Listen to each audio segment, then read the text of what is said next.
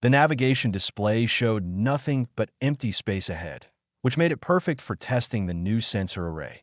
Captain David Cross watched his crew work through their routines with practiced efficiency, unaware they were about to trigger the greatest crisis the galaxy had seen in 4,000 years.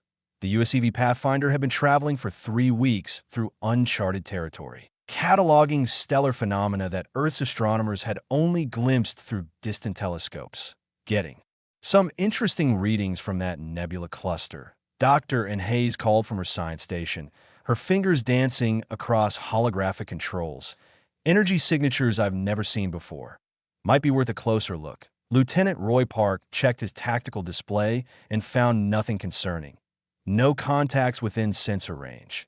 Navigation is clear for approach. The young officer had learned to trust data over instinct during his years in the service. And right now, every instrument told him. They were alone in a peaceful corner of space. Engineer Beth Stone hummed while adjusting power distribution. Her hands moved with the confidence of someone who understood every system on the ship.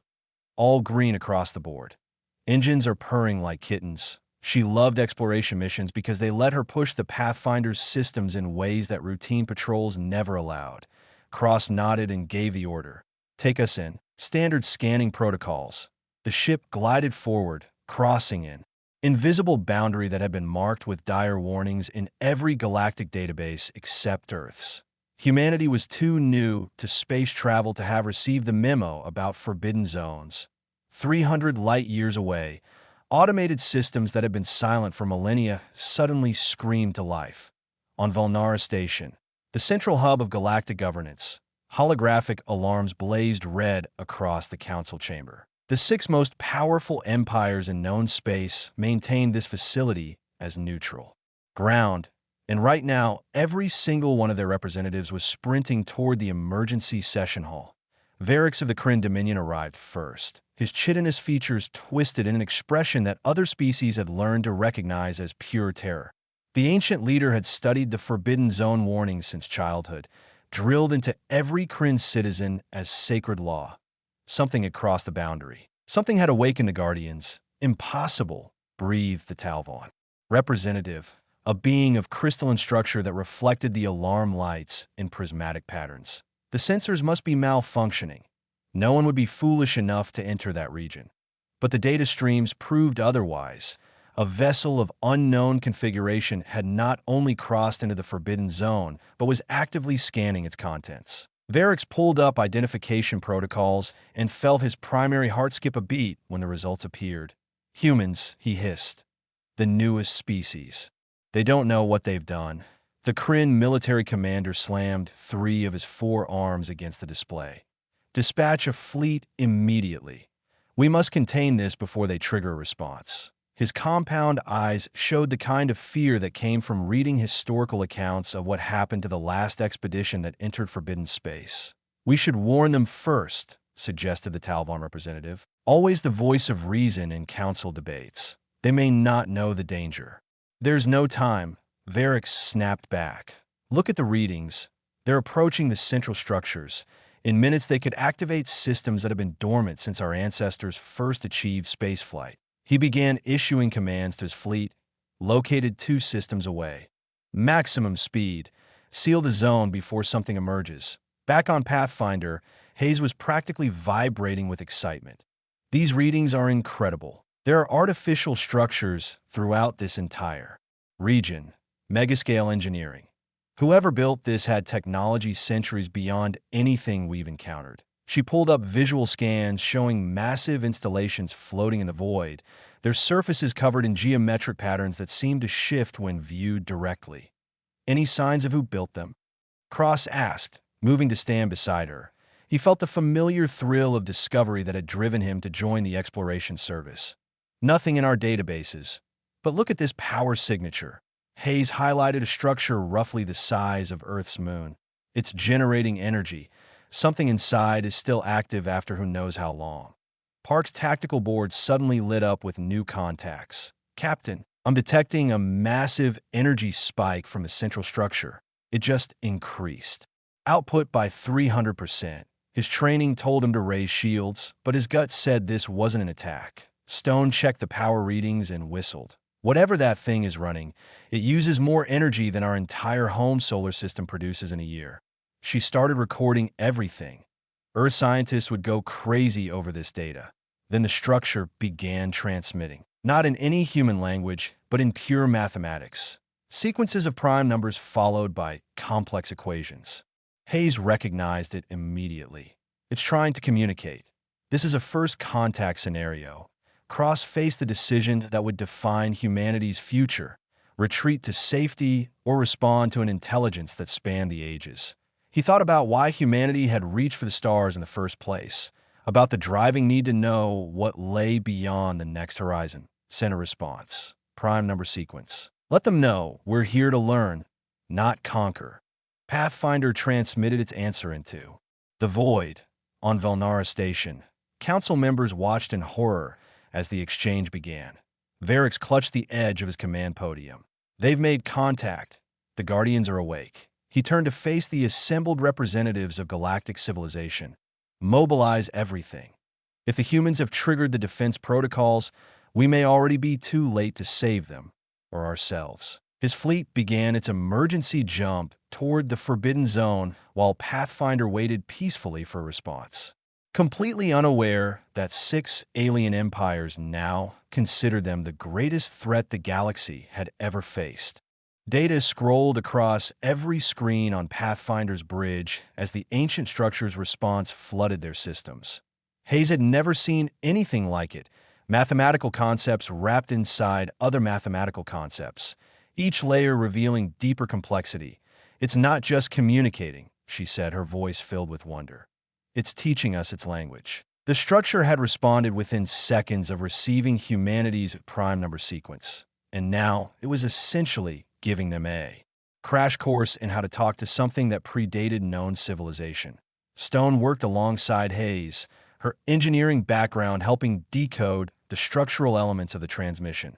This is elegant, she murmured. Whoever designed this communication protocol understood that anyone smart enough to get here would be smart enough to learn. Cross leaned forward in his command chair, watching his crew work with the kind of focused intensity that made him proud to serve with them. How long until we can establish two-way communication? Already there, Captain. Hayes input a simple query into the system, asking what the structure was. The response came back almost instantly, this time in basic mathematical language they could parse. The structure identified itself as a guardian, part of a network left behind by a species called the Architects. Park monitored the exchange from tactical, ready to raise shields at the first sign of hostility. But everything he saw suggested genuine, peaceful contact. Captain, the Guardian is asking us questions now. Wants to know our origin and purpose for entering this region. Cross didn't hesitate. Tell them the truth. We're explorers from Earth. We came to learn, and we didn't know this area was restricted. He believed honesty was the foundation of any real relationship, whether with humans or ancient alien intelligence. What the Pathfinder crew didn't know was that 300 light-years away, every word of their exchange was being monitored by increasingly panicked council members. Varix watched the data feeds with a mixture of horror and fascination. The Guardian hadn't communicated with anyone in over 4 millennia. It had only destroyed ships that came too close or sent them fleeing with dire warnings.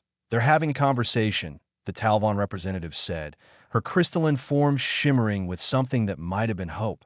The Guardian is actually talking to them. The Kryn military commander wasn't impressed.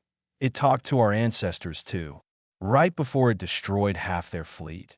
He pulled up historical records, showing ancient vessels being torn apart by weapons no one understood.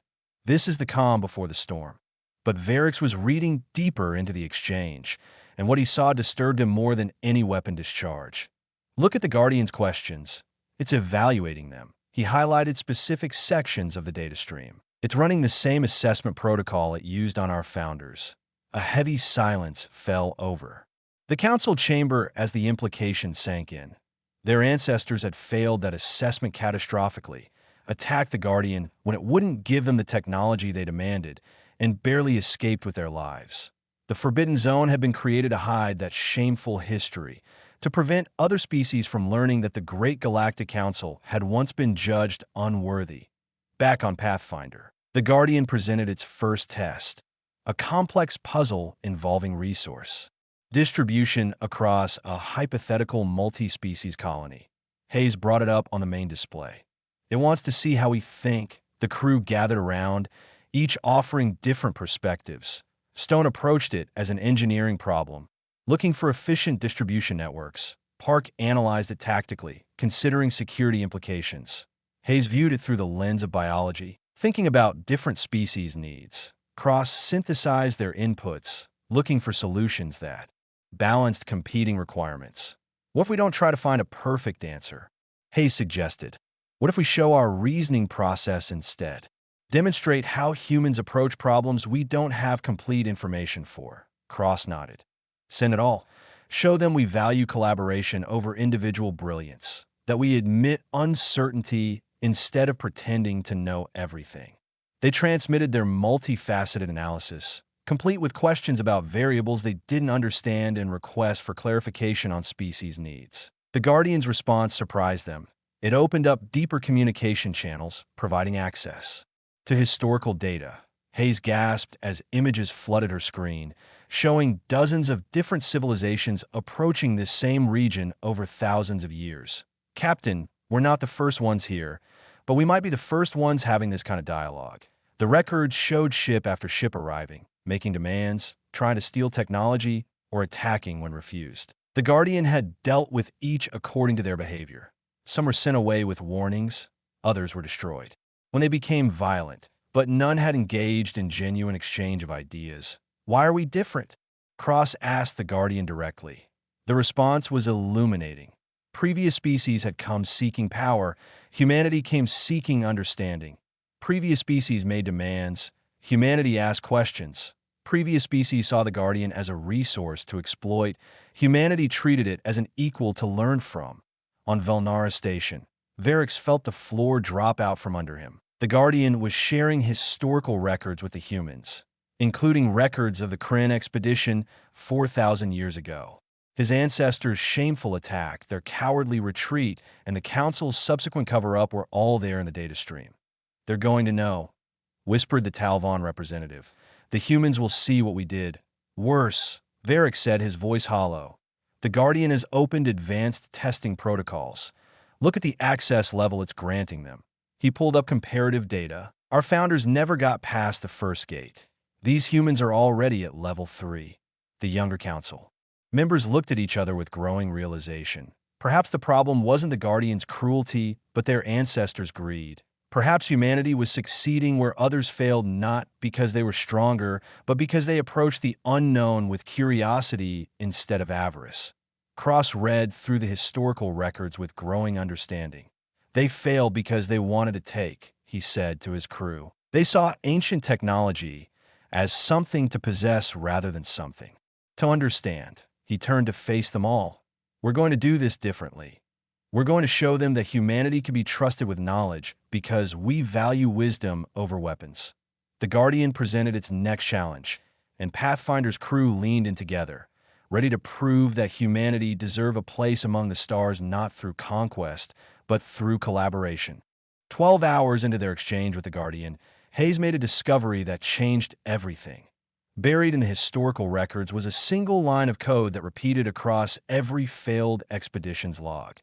They all asked the same question, she said, highlighting the pattern for Cross to see.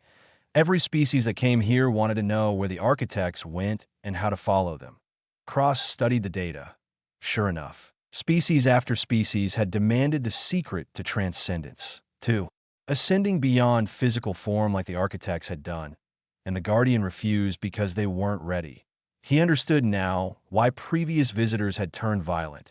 They'd seen the ultimate prize dangling before them and couldn't accept being denied. Captain, we have a problem. Park's voice cut through their discussion.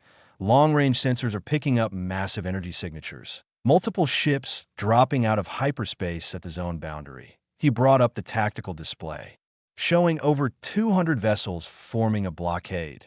That's the biggest fleet I've ever seen. Stone quickly analyzed the ship configurations, 6 different design types. Looks like a combined force from multiple governments. She pulled up what little intelligence Earth had on galactic politics. This is serious. They put aside whatever differences they have to come here. The Guardian sent a new transmission, informing Pathfinder that the Galactic Council fleet had arrived and was demanding the humans withdraw immediately. Cross felt a spike of irritation. They'd finally made peaceful contact with something extraordinary, and now politicians wanted to shut it down. Open a channel to the fleet.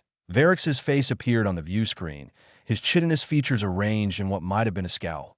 Human vessel, you are in violation of galactic law. You must leave the Forbidden Zone at once or face consequences. With respect, Council Leader, we weren't aware of any galactic law. Cross kept his voice level. Earth hasn't been contacted by any governing body about restricted regions. We're simply conducting peaceful exploration. Ignorance is not an excuse. Varix glanced at something off-screen. You've activated systems that were meant to stay dormant. You're creating a threat to every civilization in this galaxy. Hayes leaned toward Cross and whispered, "He's afraid, Captain. Look at his body language. This isn't about law. It's about fear." Cross nodded and changed tactics. "Council Leader, we've been communicating with the Guardian for hours now. It's not hostile. It's been teaching us about the architects and their purpose here." He paused, choosing his words carefully. "It's also been showing us records of previous expeditions, including one from your species approximately 4,000 years ago. The effect was immediate." Varix's features went rigid, and several council members visible in the background began talking urgently among themselves. Cross had just revealed he knew their secret. That historical event is irrelevant. Varix recovered quickly. "What matters is that you leave now before you trigger defensive protocols that we cannot control." "Actually, Council Leader, I think what happened 4,000 years ago is very relevant." Cross gestured to Hayes, who brought up the historical data on their view screen. "The Guardian showed us what happened. Your ancestors came seeking the secret to transcendence.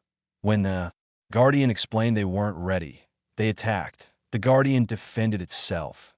Your fleet barely escaped." He met Varix's eyes. "You didn't create the Forbidden Zone to protect people from the Guardian. You created it to hide your failure." The Talvon representative pushed forward on Varix's screen. "The human speaks truth. Perhaps it is time we faced our history honestly."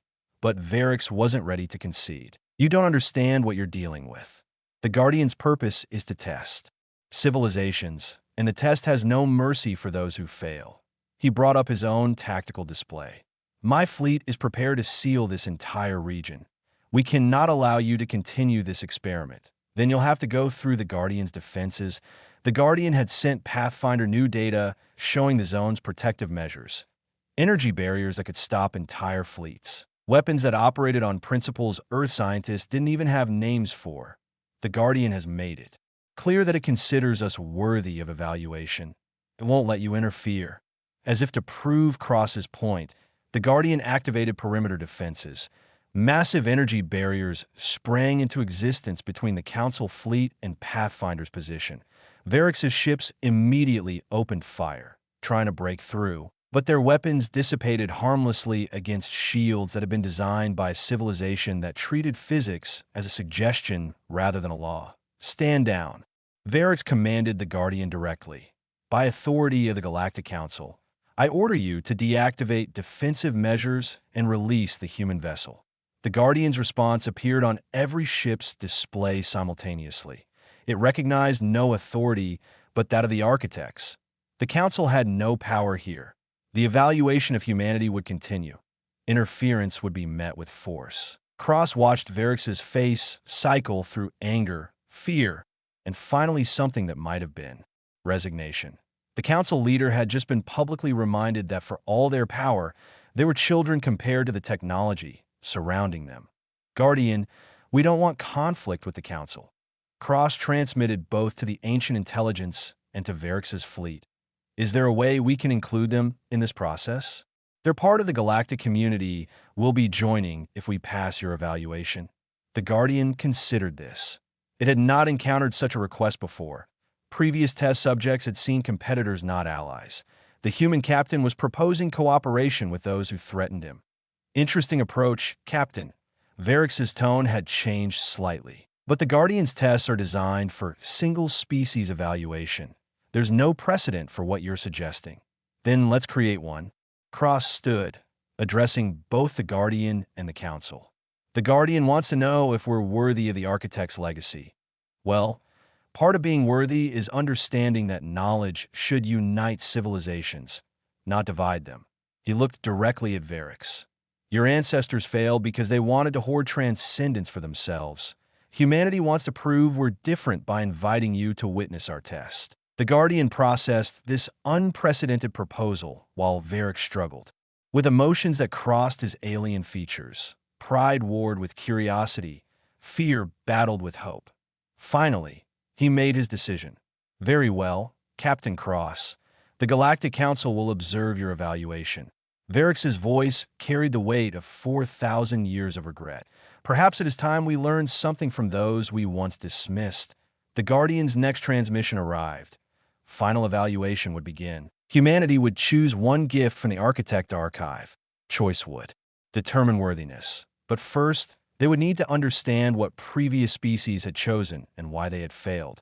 The archive opened like a flower blooming in fast forward. Layers upon layers of knowledge unfurling before Pathfinder's sensors. Hayes tried to catalog what she was seeing and gave up after the first 1,000 technologies. This is overwhelming, she admitted. Every category contains more advanced science than our entire civilization has developed. The Guardian provided context through historical records. 47 different species had reached this point over the millennia. Each had been granted the same choice. Select one technology from the archive. Prove wisdom through selection. Every single one had failed. Cross watched the records play out. Species after species had chosen weapons, immortality treatments, or power generation beyond imagination. The Guardian had granted each request, downloaded the technology, and then watched as those civilizations tore themselves apart within a generation. Advanced weapons led to wars of extinction. Immortality created stagnant societies that stopped innovating. Unlimited power corrupted absolutely. The test isn't about what we choose, Stone realized. It's about understanding why we choose it. Varix and his council watched from their fleet. The Kryn leader found himself experiencing an unfamiliar emotion. Hope? These humans were taking time to think, to debate, to consider consequences. His ancestors had grabbed the first powerful weapon they'd seen and tried to turn it against the Guardian when it questioned their wisdom. Park analyzed the military technologies available. Weapons that could crack planets, shields that could withstand stars going supernova, stealth systems that hid entire fleets from detection. Any one of them would make Earth the dominant military power in the galaxy. Captain, we could protect ourselves from any threat, or become the threat everyone else fears, Hayes countered. Look at the records. Species that chose military technology ended up in arms races that destroyed them. She highlighted medical archives instead. What about this? Cures for aging, disease, genetic optimization. We could extend human lifespans indefinitely. Stone shook her head. Check the historical outcomes. Immortal populations stop having children. Innovation dies. Within 3 generations, those civilizations stagnated and collapsed. She pulled up infrastructure technologies. Maybe something practical? Construction techniques that would let us build habitats anywhere, terraform worlds in years instead of centuries. Cross listened to his crew debate, noting how each person's expertise shaped their perspective. Park saw security, Hay saw health, Stone saw building. All valid viewpoints, but none seeing the complete picture. What are we missing? He asked. The Guardian has shown us 47 failures. There must be a pattern we're not seeing. The Guardian provided additional data. Species chose based on their greatest fear or desire. Those afraid of death chose immortality. Those afraid of enemies chose weapons. Those afraid of scarcity chose unlimited resources. Fear drove every decision. What if we choose based on principle instead of fear? Hayes suggested. What if we select something that helps others learn rather than something that gives us power? Cross pulled up a category they'd barely glanced at. Educational frameworks and teaching methodologies. The archive contains systems for accelerating learning, for helping any species understand complex concepts, for building educational infrastructure that adapted to different types of minds. This, he said, this is what we choose. Park looked skeptical. Captain, that doesn't give us any immediate advantage. Other species will still have better weapons, longer lives, more resources.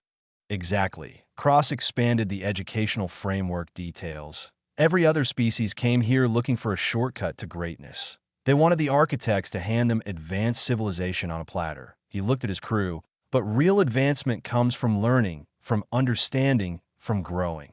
If we take this educational framework back to Earth, we help humanity learn faster, think better, solve problems more effectively. We don't become great because the architects gave us technology. We become great because they taught us how to teach ourselves. Stone ran calculations. This framework could revolutionize education across the entire galaxy. Any species could use it. We'd be giving the Council Empires a gift even as we accept one ourselves. Varix watched the humans debate their choice with growing amazement. They were actually going to choose the one category that provided no immediate power. The category that required work, patience, and dedication to show results. He found himself accessing his personal archives, reading his ancestors' logs from their failed test. They had chosen a weapon called the Omega Cannon within seconds of seeing it. Hadn't even considered alternatives. The Talvon representative spoke softly. They're going to choose the teaching framework. They're going to pass the test we failed. Perhaps, Varix responded. Or perhaps the Guardian has one more trial for them. He'd studied the architect's history enough to know they valued process as much as outcome. Cross made their selection official, transmitted humanity's choice to the Guardian. The ancient intelligence processed their decision, running evaluation algorithms that had been written before Earth's sun had formed planets. Then the Guardian did something unprecedented. It asked a question: why do you choose knowledge over power when power could protect your species from the dangers of the galaxy? Cross considered his answer carefully. Because power without wisdom leads to destruction. Because teaching others elevates everyone instead of elevating only ourselves. Because the architects didn't leave this archive as a prize for the strongest species. They left it as a responsibility for the wisest. He paused. And because humanity's greatest strength has never been our technology, it's been our ability to learn, to adapt, to share what we know. This framework amplifies our strength, instead of covering our weaknesses. The Guardian's response took longer than any previous transmission. Calculations ran across ancient processors. Finally, the verdict arrived. Humanity had passed. In 4,000 years and 47 attempts, they were the first species to choose wisdom over might. The educational framework would be theirs. But there was more. The Guardian revealed its complete purpose. It wasn't just testing for worthy recipients. It was testing for inheritors. The architects needed successors to continue their work. Humanity had proven worthy not just of technology, but of legacy. They were invited to become the new architects. Cross felt the weight of that responsibility settle over him like a physical force. His crew looked at each other with expressions mixing awe and fear. Varix's fleet waited in silence, and the Guardian prepared to transfer authority that spanned the galaxy. The transfer of authority began with a surge of data that made Pathfinder systems strain at their limits. Stone worked frantically to expand their processing capacity while the Guardian downloaded administrative access to installations scattered across 24 star systems. "This is incredible," she breathed. "We're being linked to a network that spans half the galaxy." Hayes monitored the educational framework integration. The knowledge wasn't just being given to them, it was being woven into their understanding, changing how they processed information in real time. "I can feel my thinking shifting," she reported. "It's like learning to see colors I didn't know existed." Park watched his tactical display light up with new contacts, each representing an ancient installation coming online after millennia of sleep. "Captain, we've just become responsible for technology that dwarfs anything the Council controls." His military training recognized the strategic implications. Immediately, this makes humanity the most powerful force in known space, which is exactly why we need to be very careful about what we do next. Cross stood and addressed the Guardian. "You said we're inheritors of the architect legacy. What exactly does that mean?"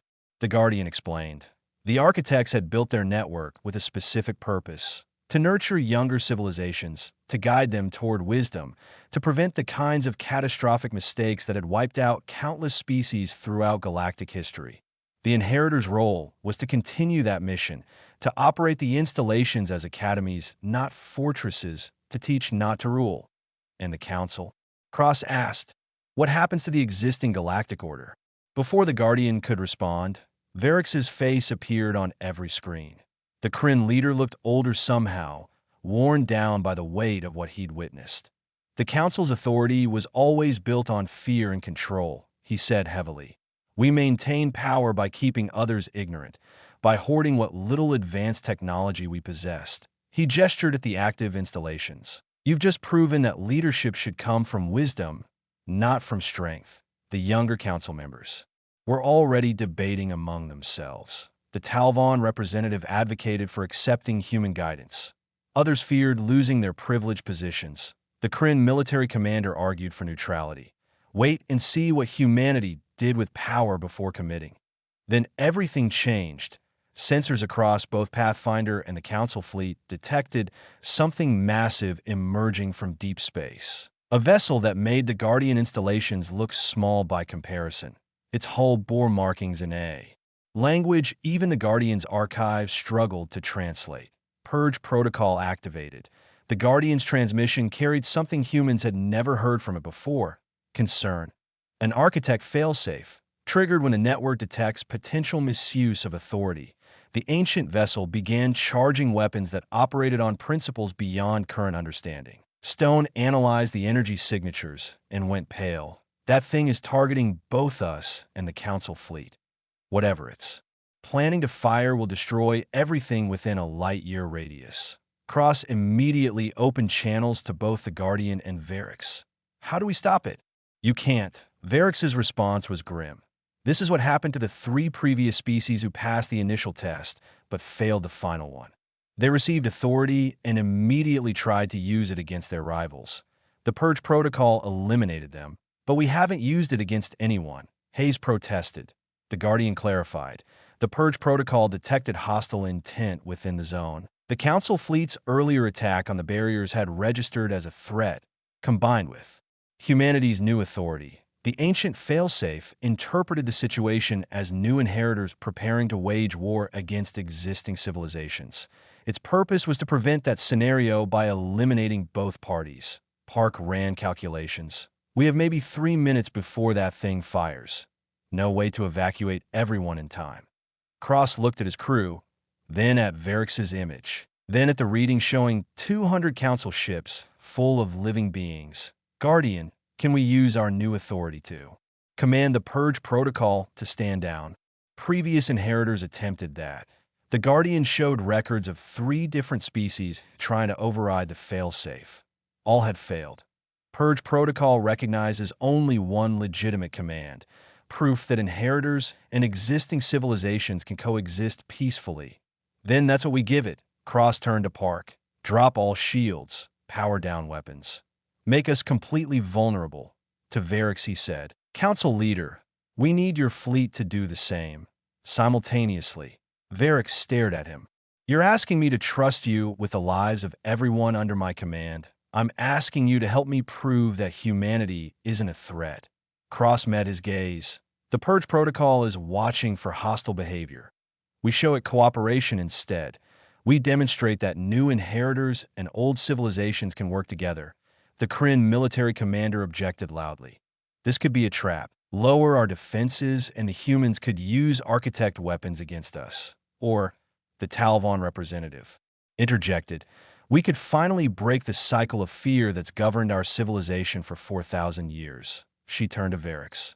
They chose teaching over weapons, trusted us enough to share their test. What more proof do you need? Varix made his decision. All ships, power down weapons and shields. Do it now. He looked at Cross through the view screen. If you betray this trust, human, you'll doom both our species. We won't. Cross nodded to Stone. Take us to minimal power. Both fleets went dark simultaneously. Pathfinder and 200 council vessels floating defenseless while the Purge Protocol completed its weapons charge. The ancient vessel's targeting systems scanned the zone, analyzing behavior patterns, comparing current actions against historical data. The Guardian transmitted continuously, explaining to the failsafe that these were new inheritors demonstrating cooperation, that the earlier conflict had been based on misunderstanding, that both humans and Council were proving capable of trust. Seconds stretched into eternity. Hayes watched power levels climb in the ancient vessel's weapons. Park calculated impact zones. Stone prepared to transfer all remaining power to life support in case they needed to survive the aftermath. Cross simply waited, betting everything on the belief that the architect had built wisdom into their failsafe systems. The Purge Protocol's weapons reached full charge, targeting locked, and then began powering down. The ancient vessel broadcast a single message. Acceptable behavior confirmed. Inheritors approved. Mission parameters satisfied. It turned and began the long journey back to wherever it had been waiting. Collective relief swept through both human and Council vessels. Varric slumped in his command chair. "You saved us all. We saved each other." Cross corrected. "That's the point." He turned to the Guardian. "This is how we'll operate the architect installations. Not as human territory, but as shared resources. We'll invite the Council to send students, to participate in research, to help us fulfill the mission of elevating all civilizations." The Guardian acknowledged. This was the wisdom it had been searching for across millennia. Cross addressed both his crew and the Council fleet. "We crossed the Forbidden Zone looking for knowledge. We found responsibility instead. Now we invite everyone to cross it with us.